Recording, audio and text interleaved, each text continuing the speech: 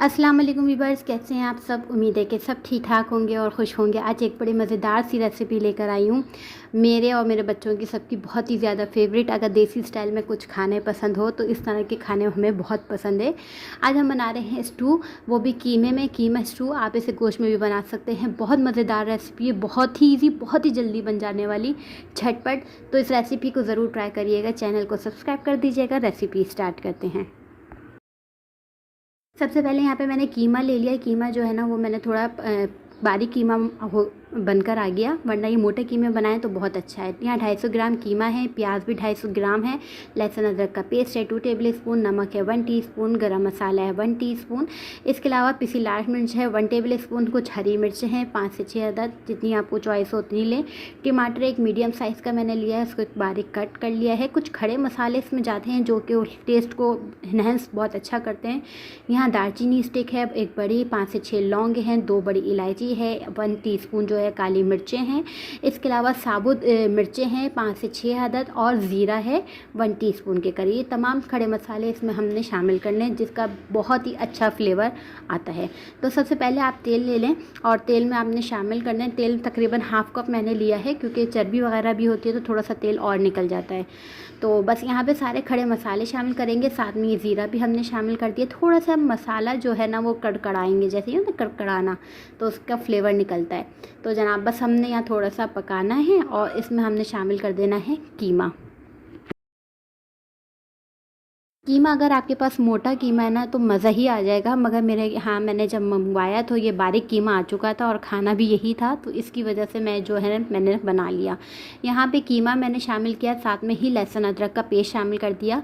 और आप इस टाइम अगर इस चीज़ को इस तरह से भूनेंगे ना, पकाएंगे, तो आपको कभी भी गोश्त की स्मेल नहीं आएगी। तो गोश्त में आपने फ़ौरन, या कीमे में आपने फ़ौरन लहसुन अदरक का पेस्ट डालना है, 1 टेबल स्पून या 2 टेबल स्पून पानी डालना है, और इतना भूनना है कि इसका पानी रिड्यूस हो जाए, यानी ख़त्म हो जाए, जो भी इसका पानी अपना निकलेगा, और गोश्त का कलर चेंज हो जाए। तो इससे क्या होगा, आपको कभी भी गोश्त की जो महक होती है ना वो नहीं आएगी। क्योंकि मैं भी गोश्त नहीं खाती, तो मुझे फिर महसूस होती है कि ज़रा सा भी भुना हुआ ना हो तो मुझे महक आना शुरू हो जाती है।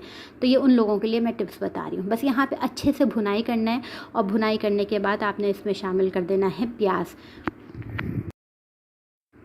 प्याज इसमें शामिल करने के बाद आपने थोड़ा सा चलाएं। प्याज थोड़ी सी क्वांटिटी उतनी ही रखिएगा जितनी आपकी गोश्त की है, क्योंकि इसी से आपकी ग्रेवी सब कुछ बनेगी। इसके अलावा यहाँ पे मैंने एक मीडियम साइज़ का टमाटर इसमें कट करके डाल दिया है। अब हल्का सा मैं इसको भूनूंगी कि सारा तमाम चीज़ें जो है ना मिक्स हो जाए। इसको हमने अच्छे तरीके से मीडियम फ्लेम पे भून रहे हैं, ठीक है। अब इसमें हमने मसाला क्या डालना है, बहुत सिंपल है। नमक डालेंगे और साथ में ये पिसी हुई लाल मिर्च। आप अगर पिसी हुई लाल मिर्च नहीं डालना चाहते तो इसकी जगह आप कुटी मिर्च का भी इस्तेमाल कर सकते हैं, ठीक है। ये दोनों चीज़ें आप हैं, कुटी मिर्च का भी टेस्ट बहुत अच्छा आता है और लाल मिर्च का भी, तो आप इन दोनों में से कोई भी मिर्च इस्तेमाल कर सकते हैं। बस यहाँ पे जो है ना वो, अगर आपको स्पाइसी लेवल ज़्यादा चाहिए, वैसे तो साबुत मिर्चें और हरी मिर्चें जा रही हैं, और अगर आपको और लेवल ज़्यादा चाहिए तो आप पिसी मिर्च की मिकदार ज़्यादा करते हैं, ठीक है। वैसे ये बिल्कुल परफेक्ट है। तो जनाब आप यहाँ पे मैंने अच्छी तरीके से मिक्स किया है, क्योंकि नमक भी डाला है, तो अच्छी तरीके से इसको मिक्स कर देना है।